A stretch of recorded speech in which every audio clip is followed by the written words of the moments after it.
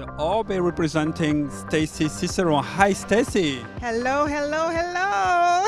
What an incredible show you did some minutes ago. How you are feeling now just after the show? I'm feeling amazing. I think that I had some key points that I wanted to bring, like bringing awareness, appreciation, and love for the African culture, African people, and their contribution to hair, fashion, and beauty, and also how Oribe partnering with the brand can really help to elevate the stylists and the salon owners, and I feel like I got that point across. Oh, and you get it? Absolutely. And one thing you mentioned which was very strong, I never heard that before, you were talking about, these are not my models, these are my queens. Yes, as I was getting these queens ready, and I was just kind of going over the program and just saying models. Models, at some point when the looks started coming together, they transformed from models into queens, and queens with their crown. So the story just kind of pulled together. Absolutely. And may I ask where your queens are coming from? So you are a queen from? I'm a queen from Brazil. From Brazil. Yes. What about you? From South Sudan. From? South Sudan. South Sudan. Yeah. Wow, beautiful. What about you? I'm from Suriname. Suriname, which is also a kind of country which is connected to the Netherlands, right? Not anymore. Not anymore. Yeah, not anymore. I have to learn. Okay, I have to learn that.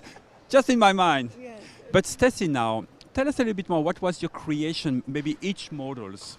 Yeah, so like I was saying, my looks were inspired by Afrofuturism, but giving a twist to the modern day. And also wanting to come across with the message that these are not just braids or an artistic expression, but historically these braids have represented geographical regions, their social status, marital status, and these queens are wearing crowns. Yeah. So for instance, this braid shape can be considered tribal. Okay, and again, so we use tribal. We use hair extensions, wrap them around to create these tribal shapes. But every tribe has a queen, so we seal them all in with their signature accessories. Wonderful. And you know, as a hairdresser, I'm really impressed what you have done. And I can imagine, but I don't know exactly, how many times do you need to do this creation? Well, luckily we had a couple of days to prep, but sometimes we're not always so lucky. But most of the work took maybe about a full day, day and a half to just get all the braiding, placing it in place to make sure that it's perfect. And again, it ties into a big story. So just putting them next to each other and making sure that the story was always cohesive. So I would say about a day and a half in total, maybe to just conceptualize and bring that story together. And you know what? Because we are so impressed about your work, Irene is back to us now again. Irene. You couldn't keep me away from the camera for too long. No, you know me. And there's a conversation to be had. Exactly. So you would love to have a texture here, right? Absolutely. Absolutely. So, Stacey, yes, beautiful work. Thank you so much. Absolutely gorgeous. Thank you. You know, over the last few years, there's been more of a question about how do we deal with this highly textured hair on a more commercial level. I know that there are many salons out there that have a lot of stylists that have no idea how to work with highly textured hair. And they tend to think of it as being more of a, an African-American issue, but it's actually not. It's about an extra set of skills that everybody should have. If you're a hairdresser, then you should be able to handle any texture client that may come into the salon. So true. What's that conversation been like for you the last few years? I think the first thing that I've been working on with my students and with my audiences is just understanding that mindset shift that has to happen, because sometimes the hair can look very intimidating or very overwhelming, like you touch it, it's going to be hard, it's going to be so hard to deal with. And that's why I'm so passionate about education. It's all going to start with first the mindset, right? We have to have the desire and importance and know the importance to learn, and then back that up with education. And that's what we're doing at Oribe. We're creating curriculums that support stylists so that they're comfortable with all hair types that sit in their chair.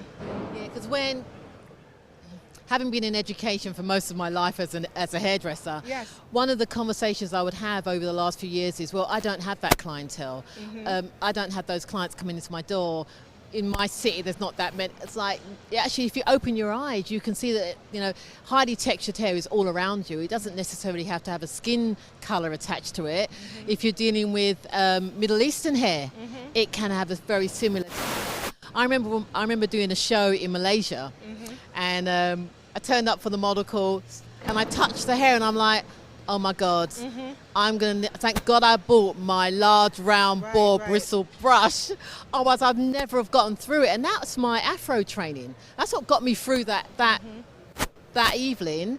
So it's not just about understanding that, okay, this might be attached to a skin color, but actually it's about the hair, the texture of the hair. Exactly. And it can be found across so many different continents and people.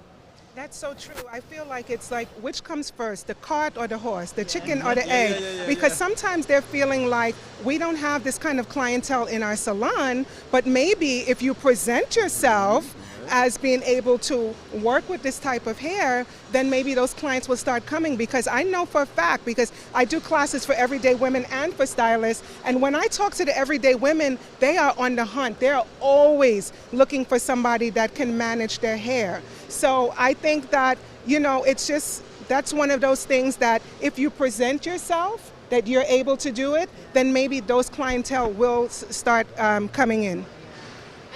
You know, and it's vice versa actually, because I know a lot of African American stylists that don't know how to do Caucasian hair. Right. You know, we are hairdressers. We deal with all textures. Right. 1, 2, 3, 4. It doesn't matter whether it's A, B, C type. Doesn't matter. We should be able to handle it. Any customer that walks through that door, we should have the skill set to be able to manage it. I agree, 100%. And we know it's backed up by the right product selection as well. Absolutely. I mean, that goes hand in hand as well. And we're lucky at the Kao Salon division that we have all of our brands really can manage with this type of conversation and this type of texture. I have to say that I have watched many of your YouTube videos.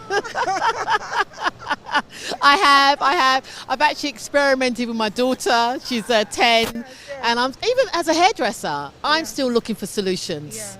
We never stop learning. We never stop learning. I mean, part of the mastery, going back to that conversation about not having those people in the salon, but to be considered a master, you're right, it goes back and forth, right? So we have those multicultural salons that don't necessarily have the African American or African clients, but then we have those Black salons or highly textured hair salons that need to get versed. So I think across the industry we definitely need to just get more comfortable with working with everyone, but we're doing our part.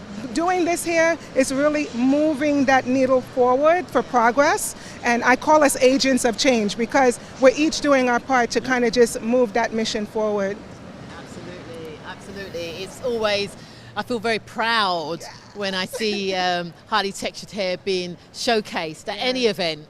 It makes me feel proud, but it needs to be more normal. Yes. And that's probably what our conversation is about. Yes. It should just be normal practice that we see, whether it's Asian, African American, African, Caucasian.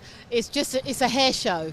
Yes, absolutely. And the audience, no matter who the audience is, should be seeing that representation. So absolutely. It's great that you brought these beautiful looks to life. It's much appreciated, so Stacey. Thank you so much. Such a pleasure doing it. Very honored to be here and given this such a global platform to be able to share this message and to share this mission. So I'm just grateful, really, really grateful. So thank you so much, Stacey. Thank you, all the queens from Oribe. Thank you so much. Thank you, Irene. It's just amazing conversation. It's been a great weekend. Absolutely.